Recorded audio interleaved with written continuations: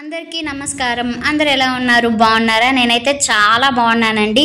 మళ్ళీ ఇంకొక మంచి ప్రాచీనమైన ఒక క్షేత్రం మీకు చూపించాలని చెప్పేసి ఈ వీడియో చూపిస్తున్నాను. ముందుగా అయితే నా ఛానల్ ఎవరైనా సబ్స్క్రైబ్ చేసుకోకపోతే ప్లీజ్ సబ్స్క్రైబ్ చేసుకొని సపోర్ట్ చేస్తే నేను ఇంకా మంచి మంచి వీడియోస్తో మీ ముందుకు వస్తాను. ఇక ముందుకైతే వెళ్దాం. ఈ వీడియో ఏంటంటే నేను ఒక ఆలయానికి అయితే వెళ్తున్నాను. ప్రాచీనమైన ఆలయం, దీనికి చాలా విశిష్టత ఉంది. అవేంటి ఏందని ఈ వీడియోలో చూసుకుందాం. మనం అంటే స్కిప్ చేయకుండా చూడండి, మీకు అన్ని వివరాలు తెలుస్తాయి. మీరు ఎప్పుడైనా వెళ్ళాలి కాదు, ఖచ్చితంగా వెళ్ళాలనిపిస్తుంది మీకు. అంత మంచి ప్లేస్ అన్నమాట. చూసారా, ఇది ఇంత నల్లమల అడవి అనమాట. అడవి లోపల నుంచి ఆ గుడికి వెళ్ళాలి. అది ఏంటో కాదండి, గట్టిక సిద్ధేశ్వరం. ఇది వచ్చేసి ఆంధ్రప్రదేశ్ నెల్లూరు జిల్లాలో సీతారామపురం మండలం సిద్ధేశ్వర కోన అని అంటారు. ఈ సిద్ధేశ్వర కోనలో ఇక్కడ ఉంటుందన్నమాట. ఇక్కడ ఈ గుడి సిద్ధేశ్వరం గుడి, అదే గట్టిక సిద్ధేశ్వరం గుడి అని అంటారు. అసలు ఈ గట్టిక అంటే ఏంటి, ఈ గుడి ఎవరు నిర్మించారు, అది ఈ గుడి ఎప్పుడుది ఏంటి అనేది మీకు నేను ఇక్కడ క్లుప్తంగా మీకు వివరిస్తాను. దయచేసి స్కిప్ చేయకుండా చూడండి. ఇది అత్యంత ప్రాచీనమైన శైవ క్షేత్రాలలో ఇది 6వ క్షేత్రంగా చెప్పబడుతూ ఉంటుందండి. ఇది వచ్చేసి అందరూ అంటూ ఉన్నారు చోళరాజులు ఇది నిర్మించారని. అది ఎలా తెలిసింది అంటే అక్కడ మనకి శిల్పాలు కనిపిస్తూ ఉంటాయి కదా చెక్కినవి, వాటి మీద ఉంది అని చెప్పేసి అక్కడ పూజారి అయితే చెప్పారు. ఇది వచ్చేసి 1406వ సంవత్సరంలో విజయనగర సామ్రాజ్యాన్ని పాలించిన 2వ హరిహర నాయులు ఆయన తనయుడు మొదట దేవరాయలు ఈ ఆలయానికి ప్రాకార మండపం నిర్మించినట్టు చరిత్ర చెప్తూ ఉంది. అయితే సప్త ఋషుల్లో ఒకరైన అగస్త్య మహర్షి ఇక్కడ తపస్సు చేసేవారంట. ఈ అగస్త్య మహర్షి గురించి చాలానే ఉందండి. అసలు ఈ ఆలయానికి ఇంత పేరు రావడానికి ఇక్కడ అసలు స్వయంభూగా వెలిసిన ఈ శివయ్య అమ్మవార్లకి ఇక్కడ వెలవడానికి కారణం కూడా ఆ అగస్త్య మహాముని అన్నమాట. అయితే పూర్వము మేలు పర్వతం అనే ఒకటి ఉండేది. ఆ మేలు పర్వతం అనేది పెరిగి పెద్దయ్యి సూర్యచంద్రులను గమనానికి కూడా అడ్డుపడుతూ ఉందని చెప్పేసి ఈ విషయాన్ని నారద మహర్షి అగస్త్య మహర్షికి చెప్తారనమాట. అయితే అగస్త్య మహర్షి హిమాలయ పర్వతాల నుంచి దక్షిణముగా వచ్చి ఇక్కడికి ఆ మేలు పర్వతం ఆయన ఇక్కడికి రాగానే అగస్త్య మహర్షి ఇక్కడికి రాగానే ఆ మేలు పర్వతం అనేది ఆయనకి పాదాలకు నమస్కారం చేసిందనమాట. ఆ చేసినప్పుడు ఆయన తదాస్తు అని దీవిస్తారు.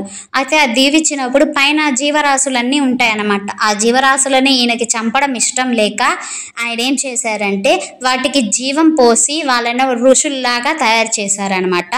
వాళ్ళే సప్త ఋషులు అంటున్నాను కదా, వాళ్ళే అనమాట. ఈయన శిష్యుల్లాగా అక్కడ ఉండి తపస్సు చేసుకుంటూ ఉండేవారు.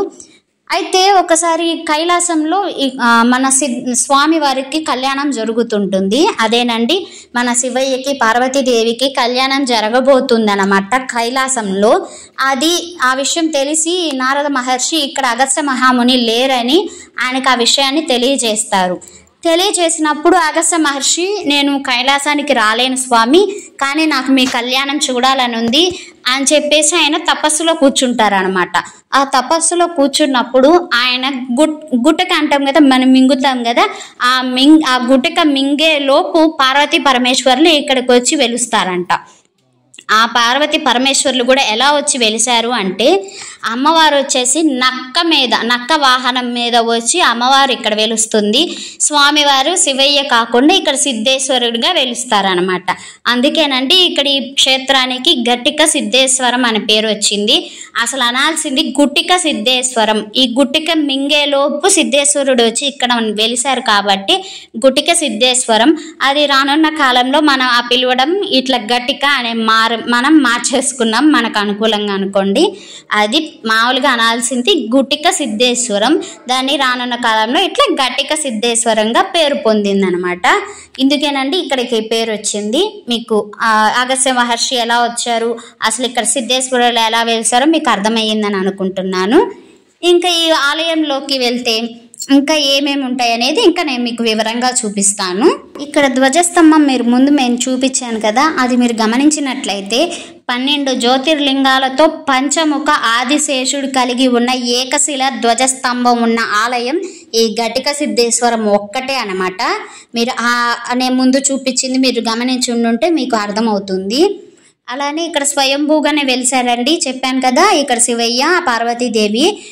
పార్వతీదేవి మీరు ఎక్కడ చూసినా సింహం మీద, పులి వాహనం మీద ఎప్పుడు మీరు చూసుంటారు. నక్క వాహనం మీద ఉన్న ఏకైక క్షేత్రం ఏది అంటే సిద్ధేశ్వరం అనే చెప్పుకోవచ్చు. నక్క వాహనం మీద ఉన్న అమ్మవారిని ఇక్కడ పిలిచే పేరు ఇష్టకామేశ్వరీ దేవి. ఎందుకు అలా పిలుస్తారంటే, మీరు నక్క వాహనం మీద ఉన్న పార్వతీదేవిని మీరు ఏమి కోరుకున్నా ఖచ్చితంగా నెరవేరుస్తుంది అనమాట. అందుకే మీకు ఇష్టమైనది ఏమి కోరుకున్నా నెరవేర్చే తల్లి మన ఇష్టకామేశ్వరీ దేవి. ఇక్కడ అలానే అమ్మవారిని పిలుస్తారు, స్వామివారిని సిద్ధేశ్వరులుగా పిలుస్తారు. అయితే మేము వెళ్ళిన రోజు మాలాగే సంతానం కోసం వేరే వాళ్ళు పూజ చేయించుకోవడానికి అక్కడ ఉన్నారు. సో మేము కూడా ఆ దేవుడు ఎంత మంచి చేశారంటే, నాకు ఆయన గర్భగుడి లోపలికి వచ్చే అవకాశాన్ని నాకు ఇప్పించారు ఆ శివయ్య. నాకు ఆ శివయ్య అంటే ఎంత ఇష్టమో మీకు నేను చాలాసార్లు చెప్పున్నాను. నా గొంతులో ఇప్పుడు మీకు వింటుంటే మీకు అర్థమవుతుంది అనుకుంటాను. నాకు అంత హ్యాపీనెస్ వచ్చింది నాకు ఆ రోజు. పూజారి గారు చెప్పారు, నేను ఇలా సంతానం కోసం వచ్చాను స్వామి అని చెప్తే, నేను ఒక పని చెప్తాను చేస్తావా అని అన్నారు.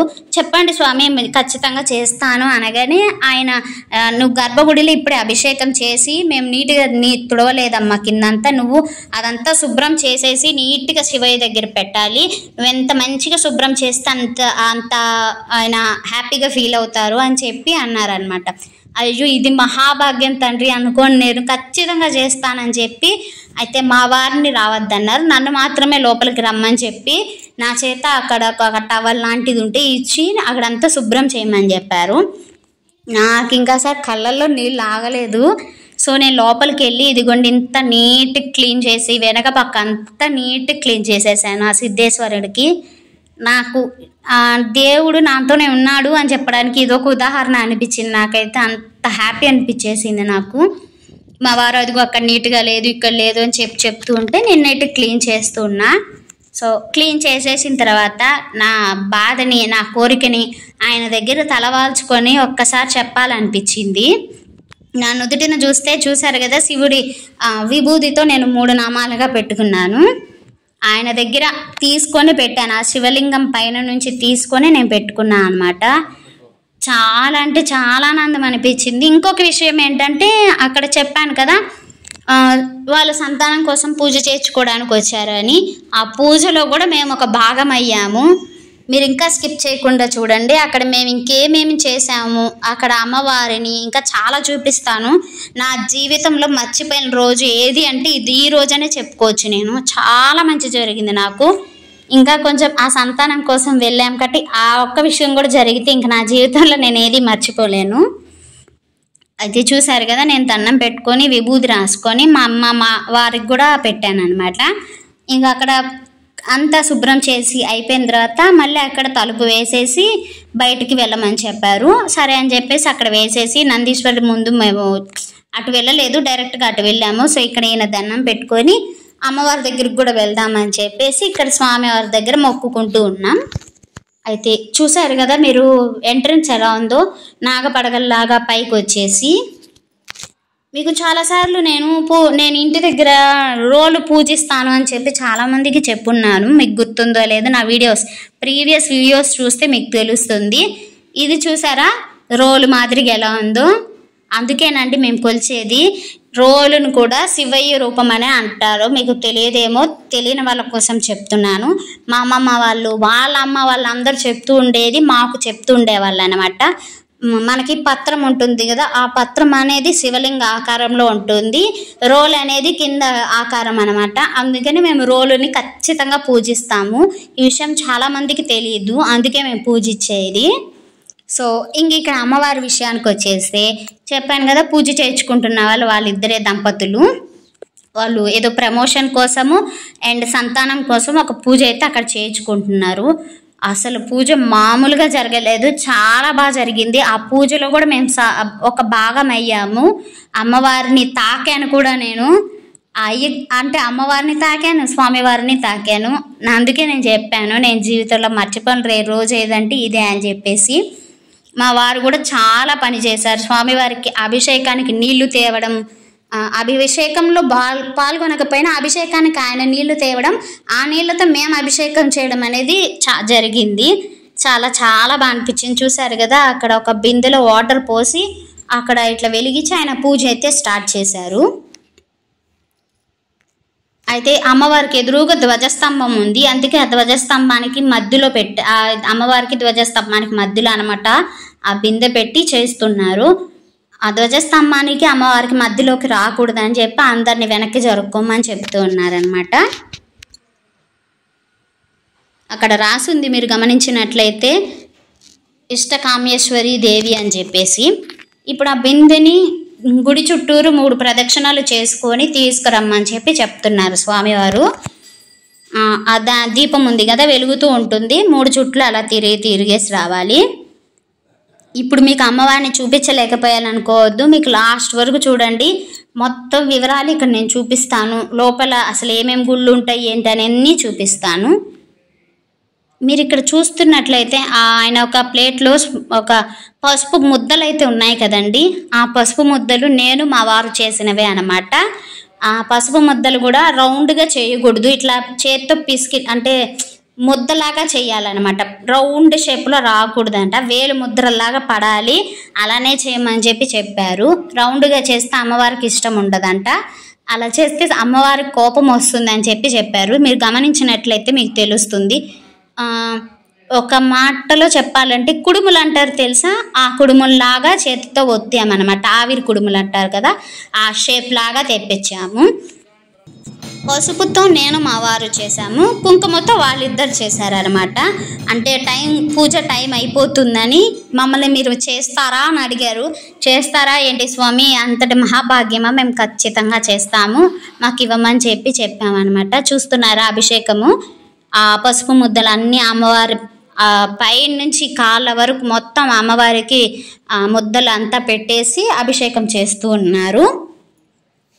చూస్తున్నారు కదా ఎంత బాగుంది అమ్మవారి. ఇలా చూస్తుంటే అభిషేకం నేను చూడడం అమ్మవారికి ఇదే ఫస్ట్ టైం అనుకుంటా, దగ్గర నుంచి ఇంత బాగా చూడడం, అందులోనూ పసుపు ముద్దలు మేము చేయడం నాకైతే అంత హ్యాపీ అనిపించిందో. స్వామి అక్కడ ఉండే స్వామి మాకు కొంచెం హెల్ప్ చేశారు, ఇక్కడ అంతా చేయడానికి మాకు కొంచెం సహాయం చేసింది ఆ స్వామి. అయితే ఈ పూజలో భాగం వచ్చేసి కుంకుమార్చన కూడా జరుగుతుంది. ఇప్పుడే కాదు, మంగళవారం శుక్రవారం ఖచ్చితంగా అమ్మవారికి అభిషేకం చేసి కుంకుమార్చన కూడా చేస్తూ ఉంటారంట. అలానే ఈ పూజలో కూడా కుంకుమార్చన ఒక భాగంగా ఉంటుంది. ఆ కుంకుమార్చన కూడా మేము చేసుకున్నాం. ఇక్కడ మా అమ్మ నేను అందరం, అక్కడికి వచ్చిన ఆడవాళ్ళందరూ చేశారు. ఈవెన్ మగవాళ్ళు కూడా చేశారనమాట అక్కడ. అంటే భార్యాభర్తలు ఇద్దరు లేకపోయినా మగవాళ్ళు ఒకరైనా చేసుకోవచ్చు, అలానే ఆడవాళ్ళు ఒక్కరైనా చేసుకోవచ్చు. నేను చేస్తుంటే మా వారి చేత వాళ్ళు ఏదో పని చేయించుకుంటున్నారు, అంటే ప్రసాదాలు అవి చేస్తున్నారు, అవన్నీ తీసుకురమ్మని చెప్తే మా వారు వెళ్ళారు. నేను మా అమ్మ అక్కడికి వచ్చిన వాళ్ళందరూ, మీకు కనిపిస్తుంది అక్కడ ధ్వజస్తంభం ఎదురుగా అమ్మవారు, మా వారు అదిగోండి అవన్నీ పనులు చేస్తూ ఉన్నారు. మా వారికి కూడా ఇదొక మహాభాగ్యంగా ఫీల్ అయ్యాం మేమైతే. ఇవన్నీ కూడా మా చేత తెప్పించడం, అక్కడ అంతమంది ఉన్నా కూడా మా చేతే మమ్మల్ని పిలిచి మా చేతే పని చేయించారు, దేవుడికి సంబంధించిన పనులన్నీ. చాలా హ్యాపీ అనిపించింది, మా వారు కూడా చాలా హ్యాపీ ఫీల్ అయ్యారు మనం అని చెప్పేసి. ఈ పూజ అంతా అయిపోయిన తర్వాత వాళ్ళకి తాంబూలాలు ఇవ్వాలి, అంటే వాళ్ళు తెచ్చుకున్న చీరనే వాళ్ళకి తాంబూలంగా ఇవ్వాలి. అది కూడా మా చేతనే ఇప్పించారు. మా వారి చేతి ఇప్పించిన తర్వాత నా చేతి కూడా ఇప్పించారు. ఆ క్లిప్ లేదు, అంటే ఎవరు తీయడానికి లేరు కాబట్టి మా ఇద్దరి చేతి ఇప్పించారు. నాకైతే ఇప్పటికీ చెప్తుంటే కళ్ళల్లో నీళ్ళు వస్తున్నాయి. ఎంతటి మహాభాగ్యం నిజంగా ఎవరికైనా దక్కితే ఎంత హ్యాపీగా ఉంటుందో మీకే తెలుస్తుంది ఒక్కసారి జరిగి ఉంటే. నాకైతే అంత హ్యాపీ అనిపించింది నిజంగా. అమ్మవారికి అభిషేకం కూడా చేశారు కదండి, చెప్పాను కదా. అభిషేకం చేసిన తర్వాత కిందంతా వాటర్ అవన్నీ ఉంటాయి కదా, అక్కడికి సంతానం లేని వాళ్ళు మిగతా ఒక అమ్మాయి కూడా వచ్చింది. ఆ పూజ చేసే అమ్మాయి, నేను ఇంకొక అమ్మాయి అన్నమాట, ముగ్గురము అమ్మవారి దగ్గర అంతా శుభ్రం చేసి, అమ్మవారిని అంతా మనం స్నానం చేస్తే నీట్గా ఎలా తుడుచుకుంటామో అమ్మవారిని అలా నీట్గా చేసాం మేము. అయిపోయిన తర్వాత పూజారి గారి వాళ్ళ సంబంధించిన వాళ్ళు వచ్చి అమ్మవారిని అంతా అలంకారం వాళ్ళు చేశారు. అసలు అమ్మవారిని తాకడమే అసలు చూడడమే పెద్ద గొప్ప. అయితే నేనైతే తాకాను కూడా, ఆ స్పర్శ అనేది చాలా అనిపించింది. నిజంగా నాకు చాలా హ్యాపీ అనిపించింది. అమ్మవారిని అలా అభిషేకం చేసిన తర్వాత గర్భగుడి లోపలికి వెళ్ళడం అనేది ఒక ఇదైతే, మనం లోపలికి వెళ్ళి అమ్మవారికి అభిషేకం చేసి, మేము నీళ్లు కూడా అమ్మవారికి అభిషేకం చేసాము. అలానే అమ్మవారిని అంతా శుభ్రంగా నీట్గా చేసాం, అమ్మ దగ్గర అంతా కింద అంతా. తర్వాత అమ్మవారిని అలంకారం వాళ్ళే చేశారు. అలంకారం చేసేటప్పుడు కూడా మేము పక్కనే ఉన్నాము.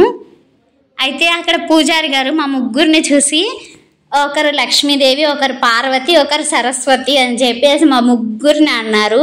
ఆయన నోటి వాక్కు అమ్మవారి దగ్గర ఆయన అన్నాడు, ఈ ముగ్గురికి తల్లిలు అయ్యే భాగ్యాన్ని ఇవ్వమని చెప్పి అమ్మవారి దగ్గర అన్నారనమాట. ఇదిగోండి తినే అనమాట అక్కడ పూజ చేసింది. పూజ అంతా అయిపోయిన తర్వాత ప్రసాదం పంచుతూ ఉంటే అక్కడ కూడా మా వారు పంచుతూ ఉన్నారు. వెనక ఉన్న స్వామి కాశీనాయన. కాశీనాయన మీకు చెప్పాను కదా, ఇక్కడ కాశీనాయన గురించి కూడా ఒక చాలా ప్రత్యేకత ఉంది. అది ఇప్పుడు మీకు చెప్తాను. ఈ గుడి 1406లో నిర్మించారని నేను మీకు చెప్పాను కదా. అయితే కొన్ని రోజులకి ఈ గుడి అనేది అంత పాడుబడిపోవడం, అంటే ఇంకా ఎవరు పట్టించుకోకుండా జరిగిపోయింది. అలా జరిగిన తర్వాత 1974లో కాశీనాయన అనే ఆయన ఇక్కడ ధ్యానం చేయాలని చెప్పేసి ఇక్కడికి వస్తారనమాట. ఆయన కడప జిల్లా, మీకు లాస్ట్ వీడియోలో కూడా నేను చెప్పున్నాను. ఇక్కడ చాలా అంటే చాలా ఫేమస్ కాశీనాయన అనేసి. అయితే ఈ క్షేత్రానికి వచ్చి ఈ పరిసరాల్లో తపస్సు చేస్తూ ఉన్నారనమాట.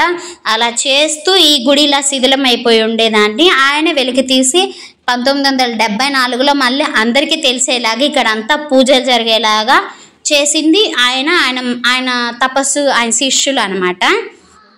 అయితే ఆయన ఇక్కడ ఇవన్నీ జరగడం వల్లే మనకి ఇప్పుడు అంతమందికి తెలియడానికి కారణం కాశీనాయననే చెప్పుకోవచ్చు. అలా జరిగింది 1974లో. అయితే ఇక్కడ ఒక కోనేరు కూడా ఉంటుంది, మీకు అవన్నీ చూపిస్తాను. ఇక్కడ వచ్చేసి మీకు చూపించేది నిత్యాన్నదానం. ఈ నిత్యాన్నదానం ఎప్పుడు జరుగుతూనే ఉంటుందండి. అయితే మేము వెళ్ళిన రోజు కొన్ని ఐటమ్స్ ఎక్కువ ఉన్నాయి. సో ఇక్కడ అమ్మవారిని కూడా చూపిస్తాను చూడండి, ఎంత బాగుందో అమ్మవారు అలంకారంలో. మనం అక్కడికి వెళ్తే అదిగోండి స్టీల్ ప్లేట్లు, స్టీల్ గ్లాసులే తీసుకోవాలి తప్పదు. అంటే మనం అక్కడ అంతా డస్ట్ అదంతా మనం పడేస్తుంటే ఆకులు అవన్నీ అడవి కదండి, కొంచెం కోతులు అవన్నీ ఎక్కువ ఉంటాయి కాబట్టి ఇబ్బంది అనేసి స్టీల్ ప్లేట్లు పెట్టేశారు. చూసినట్లయితే ఇక్కడ అమ్మవారిని, స్వామివారి పాదాలు అన్నీ ఉంటాయి ఇక్కడ. మీరు అక్కడికి వచ్చి అంటే భోజనం చేసిన వాళ్ళు ఎవరైనా మీరు డబ్బులు ఇవ్వాలనుకుంటే దక్షిణగా ఇక్కడ హుండీలు ఉన్నాయి, మీరు హుండీల్లో వేసేయచ్చు. ఇక్కడ ఫుడ్ చూసారా, తీసుకొని మనం వెళ్ళి కింద కూర్చొని హ్యాపీగా తినొచ్చు. మేము వెళ్ళిన రోజైతే ఒక 20 ఐటమ్స్ దాకా ఉన్నాయండి. చాలా టేస్టీగా ఉన్నాయి. నిజంగా గుళ్ళో ఎంత టేస్టీగా ఉండడం నేను ఇప్పుడే చూస్తున్నా. చాలా రుచిగా అనిపించింది. మేము వెళ్ళింది సండే అనమాట. చాలా అంటే చాలా ఐటమ్స్ ఉన్నాయి. అంటే ఆ రోజు ఏదో పూజ జరుగుతుందని చెప్పేసి అన్ని ఐటమ్స్ ఉన్నాయి, మామూలుగా అయితే అన్నీ ఉండవు. అయితే ఇది గుడికి పక్కనే ఉంటుంది. అయితే ఇక్కడికి ఒకరు మహర్షి వచ్చిన్నారు, ఋషి, మీకు చూపిస్తాను. ఆయన వస్తే వేరే వాళ్ళు ఆయనతో మాట్లాడుతూ ఉన్నారనమాట. నేను ఇక్కడ మీకు చూపిస్తున్నాను, ఇందాకే చూపించాను మీరు చూసుంటే. సో అక్కడ అయిపోయిన తర్వాత కిందకి వచ్చేసాను. ఇక్కడ ఒక కోనేరు ఉందండి. ఈ కోనేరుకు కూడా ఒక ప్రత్యేకత ఉంది. ఇక్కడ మనకి కోనేరులు ఇట్లా పైన ఎత్తు నుండే కొండల నుంచి పారుతూ వస్తాయి నీరు. ఆ పారే నీరు నంది నోట్లో నుంచి బయటకు వస్తాయి అన్నమాట. అదిగోండి చూపించాను కదా, ఇక్కడ శివయ్య మధ్యలో కొలను మధ్యలో ఉంటారు. కొలనులాగా కట్టేశారు ఇక్కడ, ఆ నీరు ఇక్కడికి రావాలని చెప్పేసి. ఆ నోట్లో నీళ్ళు ఎలా వస్తుంది, ఎక్కడి నుంచి వస్తుంది అనేది ఇప్పటికీ శాస్త్రవేత్తలకు కూడా తెలియలేదు. అంత ఎత్తు నుంచి ఎక్కడ నుంచి వస్తున్నాయో. మేము వెళ్ళింది సమ్మర్లో, ఇది ఇప్పుడు కాదు. అయినా కూడా వాటర్ చూసారా ఎంత బాగా వస్తున్నాయో. ఈ నీళ్ళల్లో ఎన్నో ఔషధ గుణాలు ఉన్నాయని చెప్పేసి అందరూ నమ్ముతారు, అంత మంచిది అని చెప్పేసి. చూసారు కదా మీరు, కొలను ఒకవేళ సమ్మర్ కాకుండా మామూలు వర్షాకాలం అయితే ఇక్కడ అంతా కూడా నీళ్ళు ఎక్కువ వచ్చి ఉండేవి. శివయ్య కూడా పై వరకు వస్తూ ఉండేవన్నమాట. ఇది ఇక్కడ ఒక ఫేమస్ అని చెప్పచ్చు కోనేరు. ఇంకా ఇక్కడ చాలా చూడాల్సినవి, మీరు చూడాలి మాకు ఓపిక ఉంది అనుకుంటే మీరు చూడాల్సినవి ఉన్నాయండి. అయితే మాకు టైం కుదరలేదు కాబట్టి మేము కొన్ని మాత్రమే ఇక్కడ చూసాము. స్వామి గుడి వెనకాల ఇది కాశీనాయన అన్నదానం అన్నమాట ఇక్కడ ఉండేది. ఇందాక వేరే అన్నదానం మళ్ళీ మీకు చూపిస్తాను. అది ఎంట్రన్స్ గుడి లోపలికి. ఇది వెనక భాగం. ఇక్కడ అమ్మవారికి కాశీనాయన చూపించాను కదా, అది వెనక భాగం. వెనక భాగానే కాశీనాయన అన్నదాన క్షేత్రం ఉంటుంది. సో ఇక్కడ మనకి కైలాస కోన అనేది ఉంది, అది కూడా మీకు చూపిస్తాను. కొన్ని మెట్లు ఎక్కి పైకి వెళ్ళాలి. ఇక్కడ మీరు చూడాలండి, చాలా కొండల లోపలికి పైకి ఎక్కి వెళ్తే అక్కడ కూడా ఏవో ఆలయం ఉందని చెప్పారు, కానీ మేము వెళ్ళలేకపోయాము. అమ్మ కూడా ఉంది, అమ్మ రాలేదు అని చెప్పేసి మేము మళ్ళీ భైరవ కొనకు కూడా అమ్మ చూడలేదని తీసుకువెళ్ళాలని చెప్పేసి ఆ రోజు మేము అన్నీ చూడలేకపోయాం. కొన్ని మాత్రమే చూశాను. ఆ కొన్ని మీకు నేను ఇక్కడ చూపిస్తాను. ఇక్కడ ఇంకొక ఫేమస్ కోనేరు ఏంటంటే పాల కోనేరు అనేసి. ఇక్కడ తలుపులు వేసేసి ఉన్నాయి, మీకు బయట నుంచే నేను చూపిస్తాను, చూడండి ఒక్కసారి. ఇక్కడ శివయ్య ధ్యానం చేస్తున్నట్టు చూడండి. ఇక్కడ నుంచి బయట అందరూ 1 రూపీ కాయిన్స్ అలా వేసి ఉన్నారు. సో అందరు వేశారు కదా అని చెప్పి మేము కూడా లోపలికి వేసాము కాయిన్స్. ఇది వచ్చేసి పాల కోనేరు. ఇక్కడ కూడా ఇంత సమ్మర్లో నీళ్ళు ఎప్పుడు ఉంటాయి అన్నమాట. అవి ఎక్కడి నుంచి వస్తున్నాయి, ఎలా వస్తున్నాయి అనేది ఎవ్వరికి ఇప్పటికీ తెలియదు. ఆ కోనేరు నీళ్లు, అక్కడ నందీశ్వర నోట్లో నుంచి ఆ నీళ్ళు ఎలా వస్తున్నాయి అనేది ఎవరికీ తెలియదు. చూసారు కదా. ఇప్పుడు ఇక్కడ మహర్షి, నేను చెప్పాను కదా అగస్త్య మహర్షి అని చెప్పేసి, ఆయన ఉండే ప్లేస్ కూడా చూపిస్తాను మీకు. శ్రీ అగస్త్య మహర్షి పీఠము. ఇక్కడ ఒక 20 మెట్లు అలా ఉంటాయి, ఆ మెట్లు ఎక్కేసి వెళ్ళాలి. ఇక్కడ మీరు వచ్చి మీరు ఇక్కడ ఉండాలి అనుకున్నా కూడా రూమ్స్ ఫెసిలిటీస్ అయితే చాలా ఉన్నాయి. మీకు ఎప్పుడు నిత్య అన్నదానం కూడా జరుగుతూనే ఉంటుంది. సో మీకు ఏ ప్రాబ్లము ఉండదు. చూసారా, ఇక్కడ కూడా తలుపులు వేసేసి ఉన్నాయి. అక్కడ అదేంటో నాకు అర్థం కాలేదు, ఏదో పీటలాగా అంటే ధ్యానం చేసే పీటలాగా ఏదో ఉంది, అసలు అర్థం కాలేదు నాకు కూడా. ప్లీజ్ మీకు ఎవరికైనా తెలుసుంటే అదేంటో నా కామెంట్ సెక్షన్లో చెప్పండి. ఇప్పుడు ఇంకొంచెం పైకి వెళ్తే ఇంకొకటి ఉంటుంది, చూపిస్తాను. చూడాలనుకుంటే చాలా ఉండేయండి. సిద్ధేశ్వరం అంటే 1, 2 ఉండేది కాదు, చాలా కొండ పైకి వెళ్తూ ఉంటే ఇంకా ఆలయాలు అన్నీ ఉన్నాయన్నమాట. ఈయన వచ్చేసి ఇక్కడ విగ్రహాలు, ఇంకా మెట్లు ఎక్కి వెళ్తే ఇంకా ఉన్నాయి, వస్తూనే ఉందన్నమాట. ఇక్కడ ఎవరు ఉంటారో చూద్దాం. వీరనారాయణ స్వామి నామాలంట. వీరభోగ వసంతరాయల స్వామి వారు ఉన్నారు. ఇక్కడ గుర్రం మీద ఉంటారనమాట. ఈయన చూపిస్తారండి, వీరభోగ స్వామి అనమాట. చూసారు కదా, ఇంకంతా పైన కొండే, ఇంకేమీ లేదు. ఎంత ప్రశాంతమైన వాతావరణం అంటే ఇది, ఎంత బాగుందో. యోగా అంటే ఇందుకేనేమో తపస్సు చేయడానికి ఇంత దూరం వచ్చారు ఇంతమంది అనిపించింది నాకు. చూసారు కదా, ఈయన వీరభోగ స్వామి, ఇక్కడ అమ్మవార్లు, ఇక్కడ గుర్రం మీద ఉన్నారు. ఈయన వెనకంతా కొండే అనమాట, మొత్తం కొండ, నిశ్శబ్దమైన వాతావరణం. అసలు ఇక్కడ కోతులు కావాల్సినవి ఉన్నాయి, అలానే ఆవులు కూడా చాలా ఉన్నాయి ఇక్కడ. చూసారు కదా, ఇదేనండి మొత్తం మేము చూసిన సిద్ధేశ్వరం. మొత్తం నేను చూడలేదు, ఇక దగ్గరగా ఉండే వాటి వరకే చూసాము మేము. వెనక కొండ అవన్నీ గమనించినట్టయితే మీకు అర్థమవుతూ ఉంటుంది. ఇక్కడ అయ్యప్ప స్వామి అందరూ ఉంటారు, మేము అంత పైకి వెళ్ళలేదు. ఇది ఇక్కడ అయ్యప్ప స్వామి ఉంటారనమాట. మేము పైకి వెళ్ళలేదు, ఎలాగో క్లోజ్ చేసేసిందని చెప్పేసి మాకు ఓపిక లేక మేము వెళ్ళలేదన్నమాట. నెక్స్ట్ ఇక్కడ ఏదో రౌండ్గా కట్టేసి ఉన్నారు, ఏంటి అది చూద్దాం అనేసి ఇంట్రెస్ట్ అనిపించింది. సో చూద్దామని అక్కడికి వెళ్తూ ఉన్నాం. ఆ పక్కన మెట్లు ఉన్నాయి చూసారా, ఆ పైనకి కొండ మీదకి వెళ్తే అమ్మవారి ఆలయం కూడా ఉందంట అక్కడ. సో మేము అవన్నీ అక్కడికి వెళ్ళలేదు, కిందుండే కొంచెం వరకే చూసుకొని వచ్చేసాం. చూసారా, అమ్మవారి గుడి అని రాసింది అక్కడ. ఇది వచ్చేసి కాశీ విశ్వనాథ ఆలయం. చుట్టూ అక్కడ ఉండే శివుడి పేర్లు రాసి మొత్తం ఉంది, మీకు నేను చూపిస్తాను. ఇక్కడ కూడా ఒక కోనేరు ఉంది లోతుకి. ఇక్కడ అసలు వాటర్ లేవు కాబట్టి మీకు తెలియట్లేదు, ఇది కూడా ఒక కోనేరే, మీకు షేప్ అర్థమవుతుంది. ఇప్పుడు ఇదిగోండి, ఇక్కడ శివలింగాలు, ఒక్కొక్క శివలింగం ఒక్కొక్క పేరు అవన్నీ ఉన్నాయి, మీకు చూపిస్తాను రండి.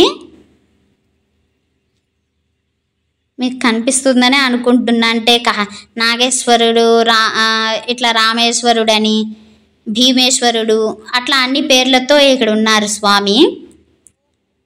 ఓంకారేశ్వరుడు, ఇక్కడ అన్ని పేర్లు రాసి అక్కడ ఆ షేపులు ఎలా ఉంటాయి ఏంటనే శివలింగం పైన ఉంది. మీకు దగ్గర నుంచి చూపించాలని అలా చూపిస్తూ ఉన్నాను. మొత్తం రౌండ్గా ఉంది, లోపల ఏముంది అని చూద్దామని చెప్పేసి వచ్చాము మేము.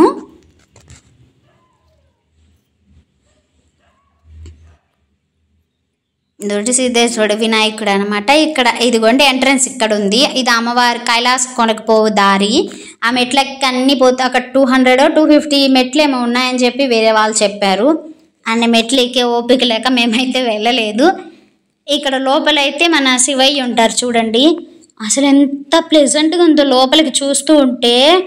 కానీ వెళ్ళేదానికి బాగుంటే బాగుండు. వెనక నుంచి మేము కనిపిస్తున్నాం చూసారా, అంత బాగుంది చూడండి.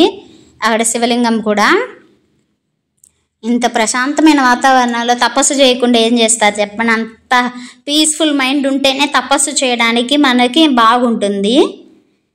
ఇక్కడ అగస్త్య మహాముని ఎంత ఫేమస్, అలానే కాశీనాయన కూడా అంతే ఫేమస్ అనమాట.